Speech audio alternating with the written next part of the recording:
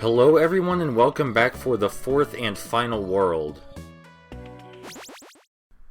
Right as we start out, you'll see there are thwomps on the right and left side of the piggy.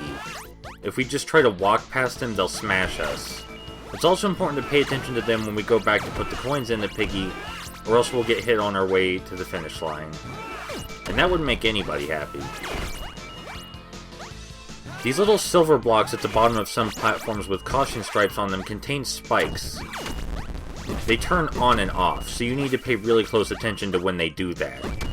You can't smash yourself straight to the bottom of a platform like you might be used to, because the spikes might be up and you'll die. Again, just like everywhere else, we have to exercise a combination of caution and aggression. Something I learned the hard way when I first played this game is that you need to see the bottom of a platform before you tackle it, because there might not be a safe place for you to land at all.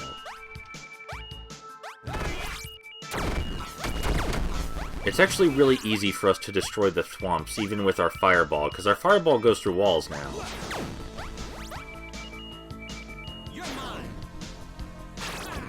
In the first level of World 4, we can still kind of pick and choose which platforms we want. There are still plenty without hazards at the bottom, so we should go for those first. No reason to put ourselves in unnecessary danger.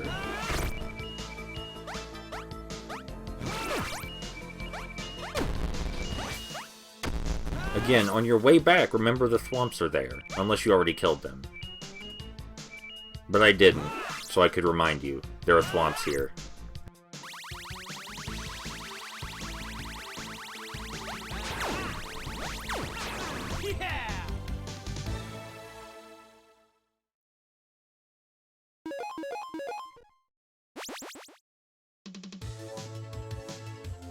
All the upgrades at this point have nothing to do with our character, and everything has been leveled up at least once, so it's just whatever. We'll take whatever we can get.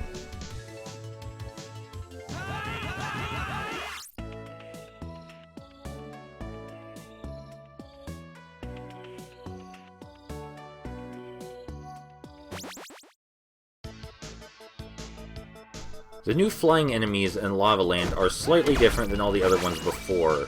First of all, they can shoot projectiles, instead of tiny versions of themselves. But they also move around in a weird swerving pattern. They don't just go straight for you, they kind of circle around and wobble. This makes them hard to hit. There's nothing too special about the stage layout here itself. Also, these guns, they fire incredibly rapidly. If you jump up and think to yourself, I'll have time to react before they shoot me, no, you won't. They shoot immediately. The best idea is to get to them as close as possible. Don't give them any chance to shoot you. If you stop for even a second, you're at risk of losing all your coins. Or 50 of them. But we're doing a perfect run here.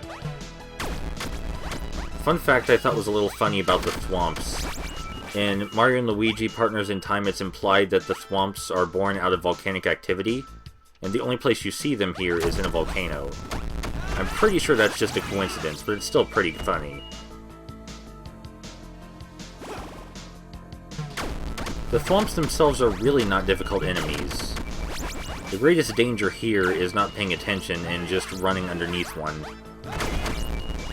But if you haven't learned to pay attention by this point, then you're probably screwed anyway.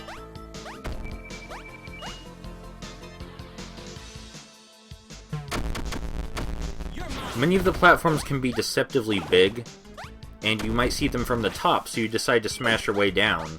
But again, that's a terrible idea, because there are usually spikes at the bottom, or lava. You always want to see a platform from the bottom first, before you decide to smash through it. Unless you've memorized them all.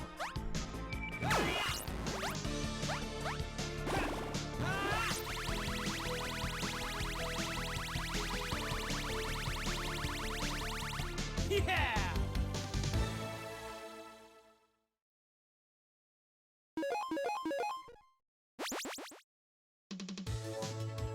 Again, just hit us with whatever upgrades, we're good.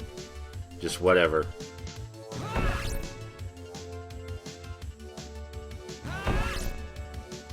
That's probably going to come in handy.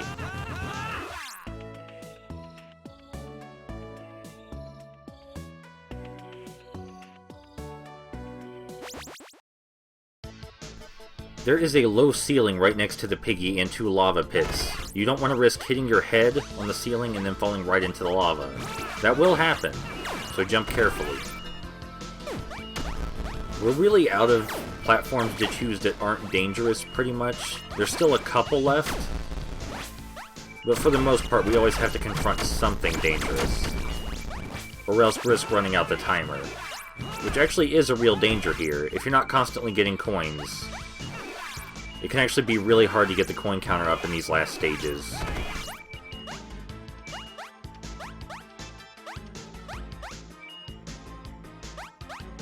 I like that before the platforms spawn in, they have this weird grid-like look, where you can see what the hazards are before they pop up.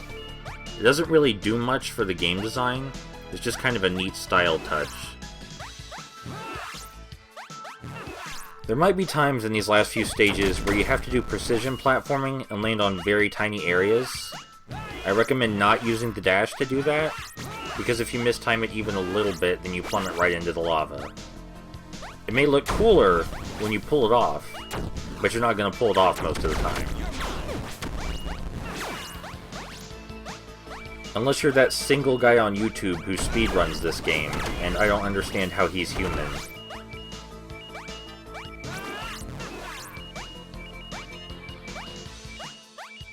There appears to be a mountain in the background vomiting out lava. It's not quite the rainbow from earlier, but I'll take it.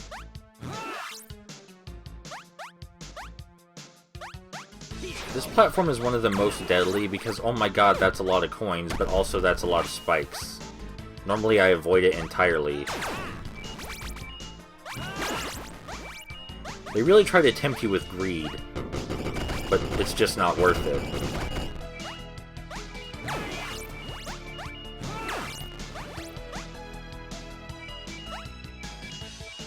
This level's design really isn't too special. It's wide and open, and there are ascending platforms on the left and right side, but that's about it.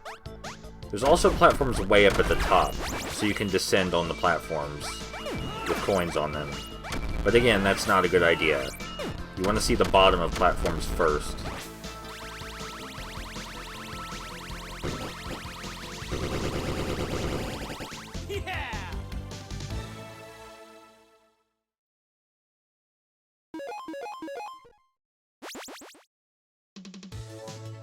So something weird. Even if you 100% perfect this game, there's always one upgrade left ungotten. I'm really not sure why this is.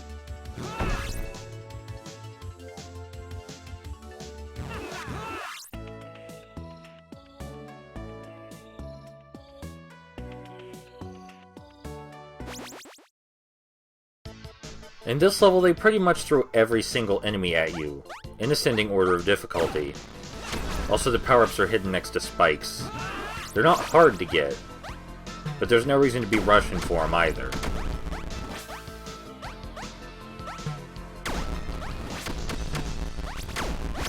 It starts off innocently enough, that much is true, but later they really swamp you with enemies.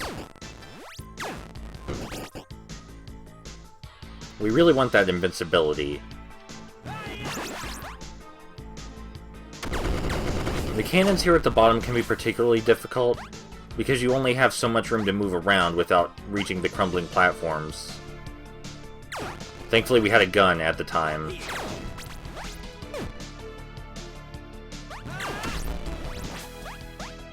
The projectiles the new flying enemies shoot aren't a big deal when there's just a couple, but when there's upwards of 4, you have to do some pretty weird stuff to get out of the way.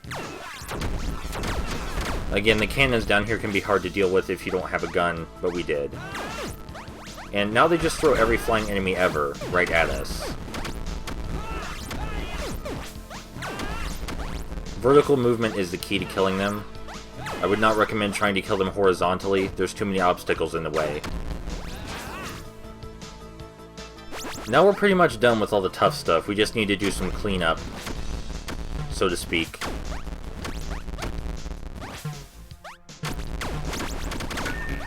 That wasn't so bad.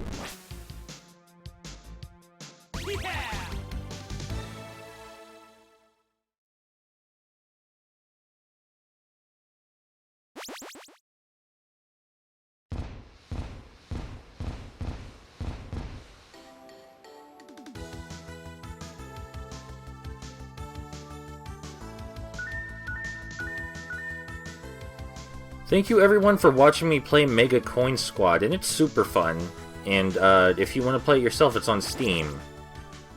I mean, it's $15. It was worth it for me. It may vary for you. I'll see you soon.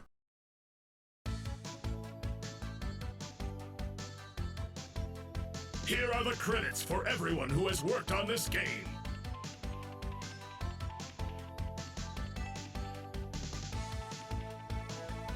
Ooh, look at them.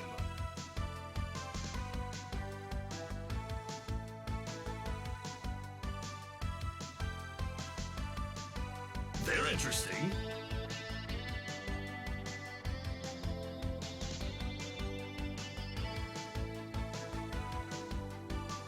Thank you for all the fun!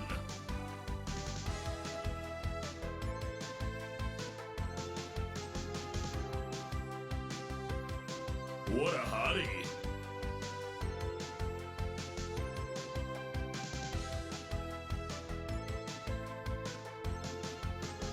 Thank you for all the fun!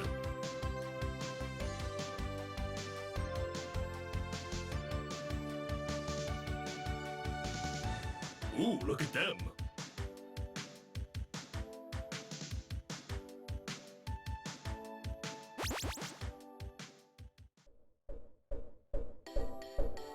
Mega Coin Squad!